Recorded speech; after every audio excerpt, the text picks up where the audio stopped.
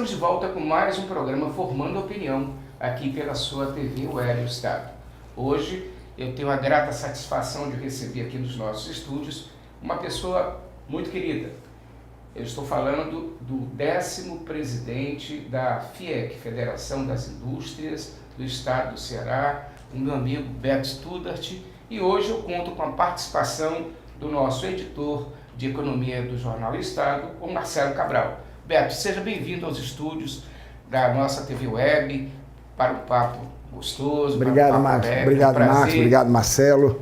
Bom demais estar aqui com vocês, porque eu nutro pelo Ricardo uma amizade também muito antiga. E o Ricardo representa um momento muito especial da minha vida, esse momento de movimento, de federação, de sindicatos. E ele, num determinado momento, em 2002, ele foi me visitar na Agripec e teve um posicionamento muito honrado que tornou-se inesquecível. Então eu estou aonde ando, quando encontro com o Ricardinho, filho dele, que faz parte da Associação dos Jovens Empresários, estou sempre homenageando o pai, porque ele foi uma figura fantástica. Então estou aqui hoje, aqui no Jornal Estado, e fico com muita alegria de aceitar esse convite, que eu sei que é um convite que vem do coração. Pode ter certeza que você já era bem esperado por todos nós. Obrigado. Beto, deixa eu te perguntar uma coisa. Qual a sua opinião, como presidente da FIEC, sobre o cancelamento do projeto de instalação da refinaria Prêmio 2 para o nosso estado? Olha, eu vejo o seguinte, eu tenho que manifestar o meu pensamento como presidente da FIEC e também como cidadão, sim, como cearense, né? Hoje eu analiso o fato da refinaria como do corte da refinaria, a desistência da refinaria, como um grande traição ao povo do Ceará. Entendo que houve criar um ambiente político, usar aquela plataforma como um instrumento de voto.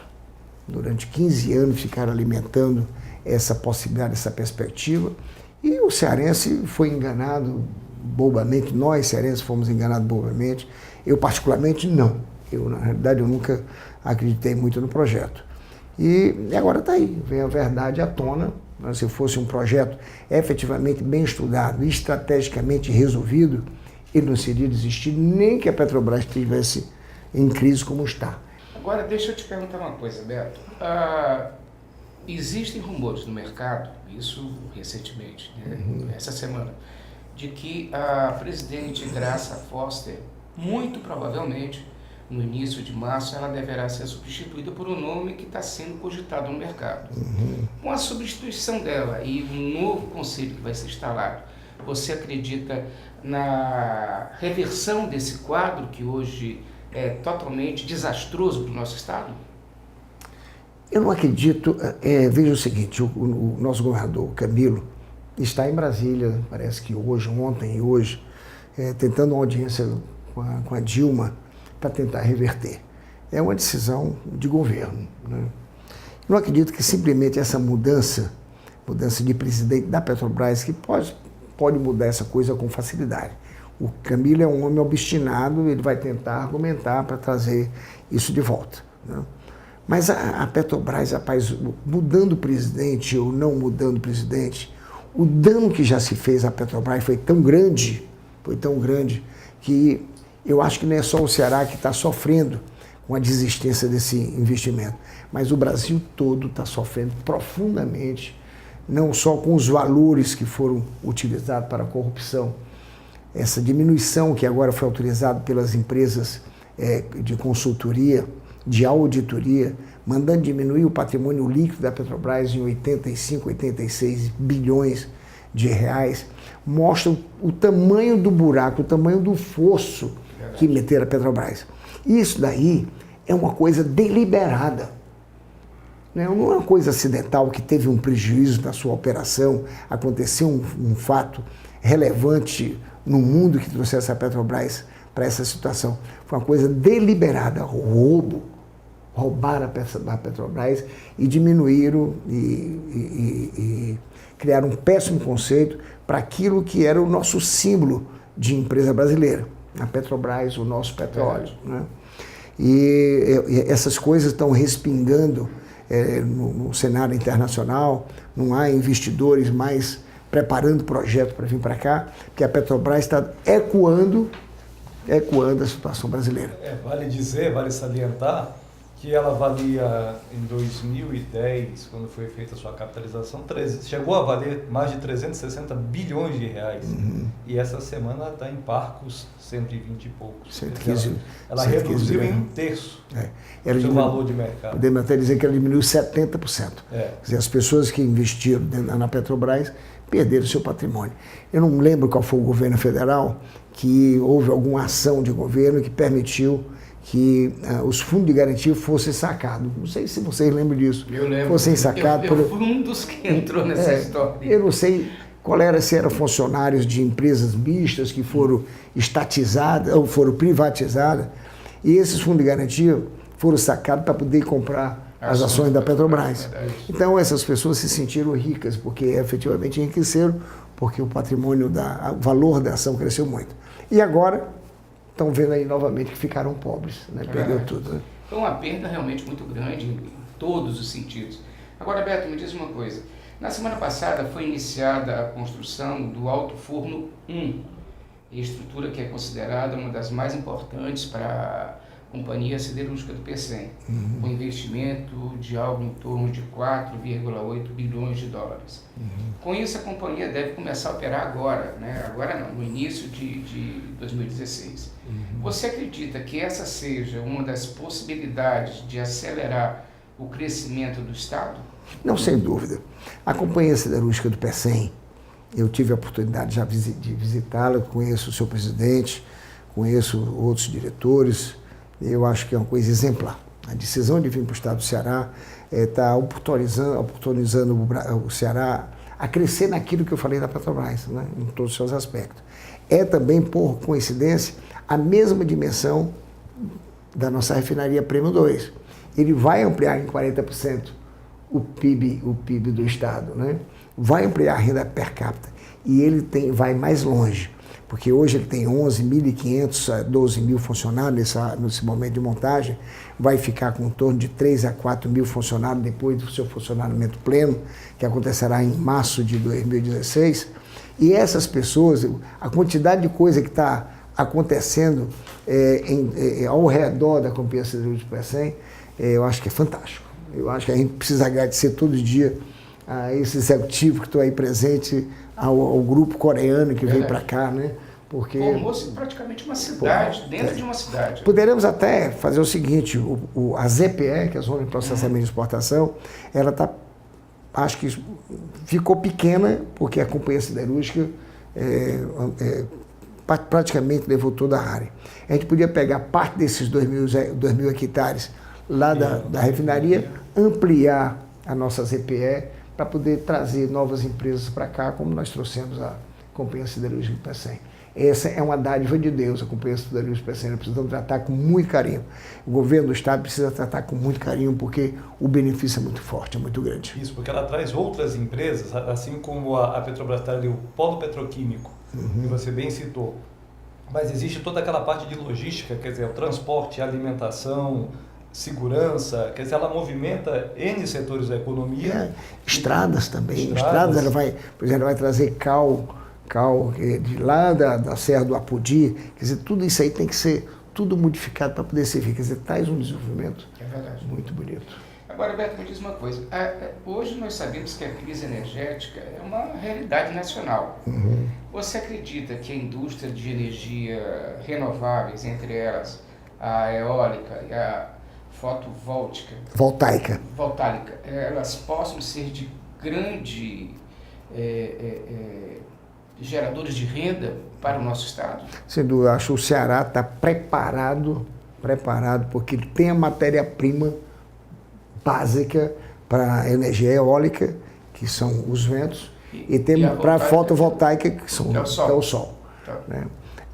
Agora, existe alguma limitação no que diz respeito aos financiamentos. O Banco Nordeste, por exemplo, não pode financiar por ordem presidencial, não é porque o Banco Nordeste não queira. Todos os recursos que serão dirigidos por financiamento para esse tipo de parque vai lá para o BNDES. E aqui no Ceará nós temos uma dificuldade ambiental. Talvez isso seja o maior entrave. O Ceará é hoje o maior produtor de energia alternativa. a eólica. Mas agora, a partir de 2015, final de 2015 para 2016, Rio Grande do Norte e a Bahia já vão passar a nossa posição. Porque, como gerador de energia como gerador de energia eólica, né?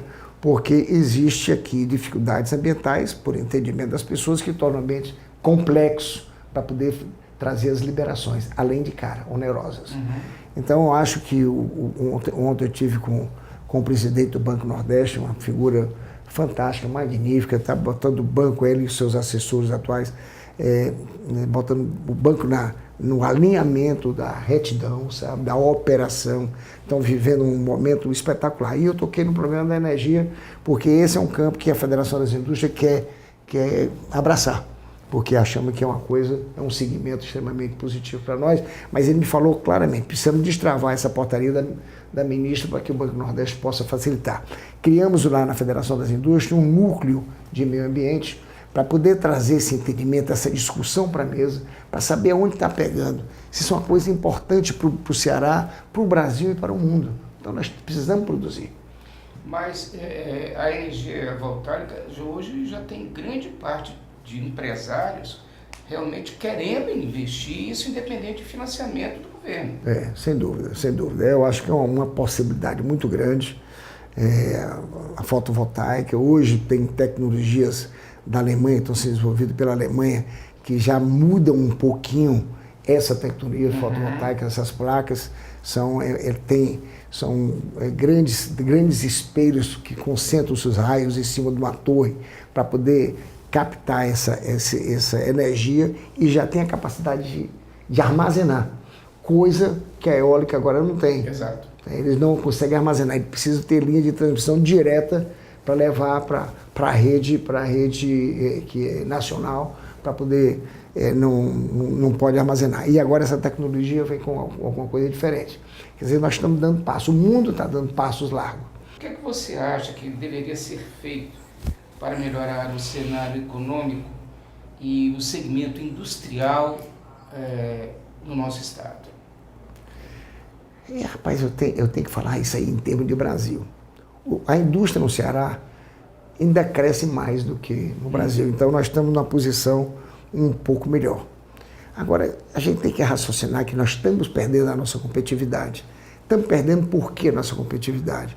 Porque tudo no Brasil é caro e você não tem infraestrutura.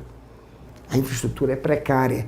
Eu acho que o Estado do Ceará, o CID deixou o Estado muito bem preparado para a gente dar continuidade a esse processo de desenvolvimento. Mas o Brasil não tem mais. Quando você mede a indústria brasileira em relação ao mundo, dá pena. A indústria brasileira está caindo todo o tempo.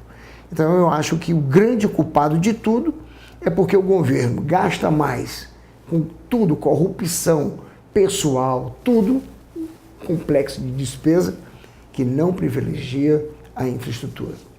A infraestrutura precisa ser vista, porque se você continuar a gerar déficit público, como nós geramos no ano passado, de quase 20 bilhões de reais, você está sempre se endividando mais e incapacita o Estado, no caso o Brasil, de dar continuidade aos seus programas de infraestrutura.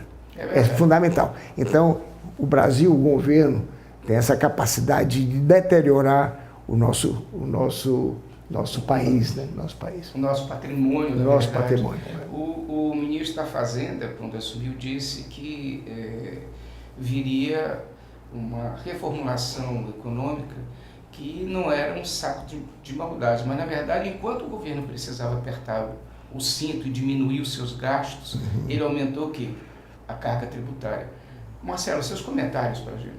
Eu acho o seguinte, o Brasil realmente, o Estado brasileiro, né, ele deixa de investir, como o Beto falou, nessa questão da infraestrutura, que possibilitaria o quê? Ao industrial produzir com valores competitivos a nível internacional. E aí essa questão, a indústria caiu ano passado quase 3,2%, né, Beto? O estudo da CNI.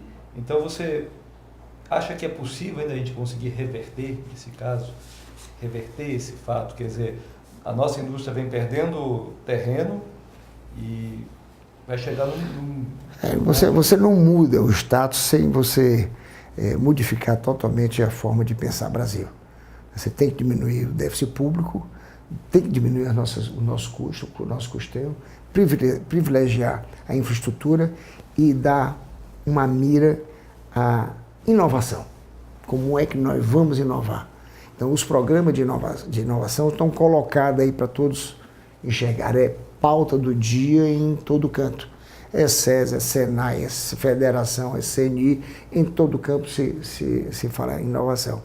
Mas precisamos saber como nós vamos inovar. A inovação, ela tem que ter um resultado, é o resultado da ousadia. O empresário tem que inovar e levar para o mercado para saber se o mercado paga aquela inovação, para o mercado testar a inovação. Então, nós precisamos capacitar os FINEPs da vida, financiamento à pesquisa, juntar, privilegiar um pouco mais os nossos cientistas. Os nossos cientistas precisam voltar para o apelo da sociedade, fazer trabalho de cunho, pesquisa aplicada, que seja aplicada efetivamente na indústria que leve para a sociedade. Eu acho que nós temos que sair de esquecer um pouco pesquisa para fazer publicação nos livros científicos ou apresentação nos congressos. E ampliar e melhorar, e está melhorando, essa relação sociedade, indústria e comunidade científica. O Israel é um grande exemplo dessa relação que eu chamo de relação patriótica, né, onde todo mundo está encorpado, né, todo mundo está com aderência, né, todo mundo se enxergando. Lá tem os centros de pesquisa, são centros de pesquisa avançadíssimos. Qualquer descoberta do cientista, ele é remunerado pela indústria que comprou aquela tecnologia. Nos Estados Unidos, o cientista tem de 12 meses do ano, ele tem 9 que ele serve o Estado e 3 ele serve a iniciativa privada sem nenhum problema. Então nós precisamos criar mecanismos que a gente possa deixar o cientista brasileiro preocupado com a indústria. Ele só pode ficar preocupado com a indústria na medida que ele participa do enriquecimento do Estado, do país e da indústria. Marcelo, seus comentários. Eu acho importante estar vendo em São Paulo a Campus Party, que é uma feira de tecnologia, de inovação, startups. E me chamou a atenção que nós temos, participando dessa feira, 90% são jovens, muito jovens, na faixa de 18, 19 anos, mas inclusive meninos de 10, 12 anos, tem um menino de 8 anos participando. Quer dizer, eles estão ali para desenvolver programas, tecnologias, e que vão chegar ao mercado, talvez daqui a 1, 2 ou 3 anos, mas é importante que se tenha esse pontapé inicial. Quer dizer... Essa é uma coisa que eu tenho discutido também. O empreendedorismo, ele tem que sair desse campo filosófico, da gente falar como a gente fala em todo fórum privilegiado. Se nós não capacitarmos essas pessoas que são donos das ideias, pudermos incubá-los no ambiente adequado da universidade, e se não dotarmos essas incubadoras de recurso financeiro, as ideias e as criações vão cair pelo chão. Então não adianta você ter ideias, somente ideias. Adianta você ter ideias e o Estado e os bancos de fomento compreenderem que ali pode residir um grande fato para o futuro. Então nós precisamos criar essa cadeia. Ideia, financiamento, incubadora, venda, mercado. Então essa coisa a gente tem que enxergar, porque senão nós vamos ficar na base do discurso. Beto, como é que está a BSPar Incorporações, que é um grupo de empresas, né, formado pela BSPar Incorporações, BSPar Construções, BSPar Delphi, BSPar Finanças, e eu tive até a satisfação de estudar que você tem uma empresa que desenvolve um trabalho belíssimo, que é Student Heart. Como é que vai hoje o grupo? Vai bem. Quando eu estava conversando com o Ricardo, eu estava dizendo para ele que a minha vida foi sempre muito feliz, sabe? Eu fui sempre muito feliz porque eu sempre sonhei muito. E quando eu conheci o Ricardo, e você também, eu presidi a Agripec, que foi a empresa que eu tive à frente durante 40 anos. E falava para ele que essa sinuosidade da vida foi para mim muito gratificante, porque cada ponto da curva da minha vida era um aprendizado importante. Então eu tinha uma empresa de defensivos agrícolas, que era a Agripec, que paradoxalmente, como eu falei, era aqui no Ceará, que não tinha agricultura. Naquela época era agricultura de subsistência, mas por conta dessa necessidade de sobrevivência, eu acabei conseguindo, ao longo dos 40 anos, até os primeiros 25 anos, lutar em busca de tornar essa empresa nacional. E conseguimos. A Agripec passou a ser a maior empresa de capital nacional no Brasil, a maior empresa com seu centro de desenvolvimento fantástico, com uma logística de distribuição belíssima. O qual eu tive o prazer de conhecer. Né? Eu tinha um centro de distribuição em Porto Alegre, Londrina, Cuiabá, São Paulo, Fortaleza. Isso acontecia 15, 20 anos atrás, eu já tinha um sistema online de emissão de nota fiscal. Então era uma coisa totalmente de vanguarda. E aquele negócio é que possibilitou tornar essa empresa grande, que acabou sendo vendida por um grupo australiano que queria entrar no mercado brasileiro assim de repente, sem grande burocracia. Depois dessa venda, é que eu fui me dedicar a essas empresas novas, que essas empresas têm 7 anos, que é a BSPA Construções, BSPA Incorporações, BSPA Finanças e outras BSPAs pequenas que são mais de serviço. E a StudHeart, que é uma empresa de desenvolvimento de coração artificial, que não é um coração artificial, é uma bomba artificial. Eu achei fantástico. É uma bomba artificial que tem uma tecnologia italiana. O nosso sócio italiano hoje mora aqui no Ceará, tem o Henrique Sabino também, que é o nosso sócio, que trata da parte da gestão do projeto. E essa bomba já está chegando à sua reta final, já está totalmente desenvolvida, tecnologia totalmente dominada, testada pelo Einstein e pelo INCOR. INCOR a parte de engenharia médica, o Einstein a parte de implante da bomba em animais, e agora chegamos na Anvisa, que é a Agência de Vigilância Sanitária, para poder registrar o produto e ter licença para poder aplicarmos no humano para aqueles pacientes que estão em posição crítica de transplante. Entendi. Então esse coração possibilita ao paciente ter uma sobrevida com qualidade.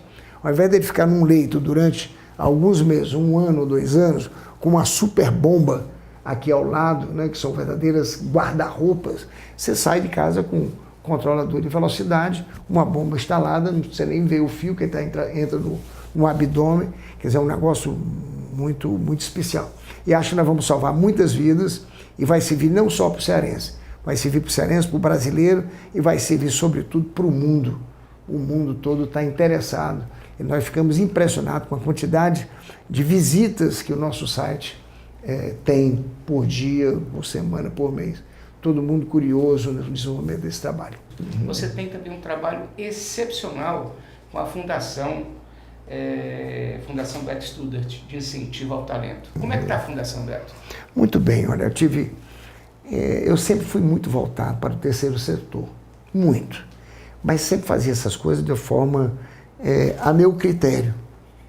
Quando foi há 10 anos atrás, a Ana Maria, minha esposa, resolveu entrar nessa empreitada comigo. E, de repente, ela teve a ideia de criar a Fundação Beto Studart. No primeiro momento, até o nome eu fiquei assim meio receoso, que a turma podia entender como uma conotação política, e efetivamente não é. A Ana Maria abraçou, e hoje a Fundação já tem 10 anos, tem um trabalho belíssimo em relação aos jovens, aos jovens carentes, né? E também aquele superdotado, que tem os dons do cantor, do músico, do instrumentalista. Bom, enfim, nós estamos sempre olhando essas pessoas. Temos gente estudando no exterior por conta da Fundação. Então, a Fundação é o pequeno, grande trabalho que nós fazemos, porque é impressionante a necessidade de se fazer várias fundações. Como seria importante que cada empresário montasse a sua fundação, ou montasse o seu serviço voltado para a responsabilidade social. Isso nós temos feito. Eu acho que, de certa forma, nós estamos sendo agraciados, porque tem tanta coisa boa acontecendo com a gente, até a própria alegria de vida que a gente tem. Eu tenho a impressão que passa pela Fundação também, como também agora estou na Federação das Indústrias com esse mesmo prazer. É o prazer de se ver os meus companheiros, o prazer de entender os segmentos econômicos, são 39 que nós tomamos conta. Então eu estou nesse desenvolvimento do meu trabalho dioturnamente, estou feliz da vida. E agregar todos esses segmentos, os sindicatos que compõem a FIEC, em prol de um crescimento do nosso Estado. Né? Só tem isso, a gente só vê isso, não tem outra coisa, né?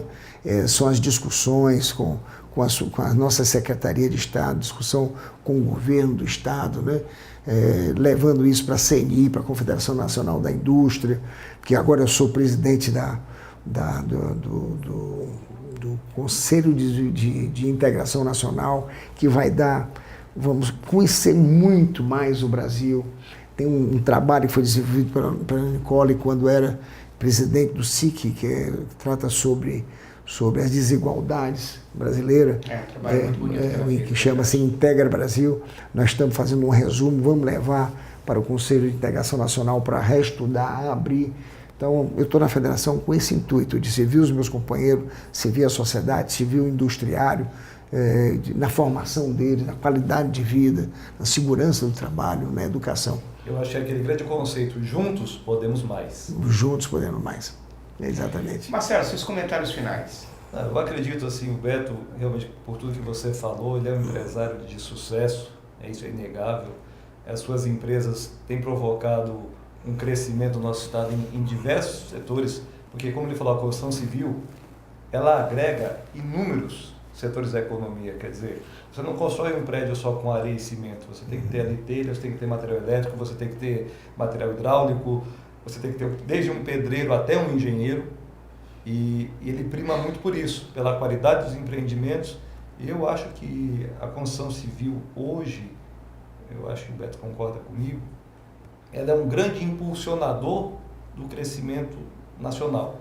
Então, que tem que continuar havendo o incentivo, tem que continuar havendo a pesquisa. Nós temos no Ceará realmente tecnologias desenvolvidas aqui no setor consultivo interessantíssimas e que vão melhorar a condição de vida das pessoas, né? Tem uma matéria-prima que você não falou. Além da telha, além do cimento, além do aço, né, das coisas, tem a matéria-prima, o homem. E a BSPA hoje tem um acervo de inteligência impressionante. Sabe? Então, isso aí é que me move também a dar continuidade ao nosso programa de crescimento, é porque eu tô respaldado no conhecimento das pessoas. E é esses caras, essas executivas e executivos é que fazem a diferença no nosso negócio, no monitoramento do nosso cotidiano e faz o desenvolvimento da nossa casa. Beto, chegamos ao final do nosso programa, infelizmente, porque tem matéria que é para a gente discutir horas e horas. Mas as nossas câmeras, os nossos microfones estão à sua disposição para os seus comentários finais. Eu queria só deixar primeiro agradecer o Ricardo por ter me convidado para vir até aqui. É um prazer muito grande encontrá-lo. Saber que o Jornal Estado, com a sua tradição de melhor informar. Mas o que eu poderia dizer é que as pessoas não desistam. As pessoas precisam continuar trabalhando e entendendo que tudo passa. Tudo passa. A única coisa que nós parece que conseguimos evitar foi um naufrágio político. Se nós tivéssemos ido para um ambiente, para uma rota tipo Venezuela, e coisa parecida com a Argentina, parece que o Brasil escapou dessa rota. E essa parte da economia, que está tão agora degradada, já passa. Daqui a 2 anos nós estamos vivendo um novo momento. Então, que a gente não desista, que a gente continue trabalhando muito, com os pés no chão, ouvindo as pessoas, fazendo congresso no sentido de compartilhar os pensamentos, que nós vamos chegar no futuro, que o Brasil tem condição de nos dar um grande respaldo, porque nós temos um consumo muito forte, nós somos um grande país, nós somos sétima economia, 7ª ou 8ª economia do mundo, então nós temos muito por fazer.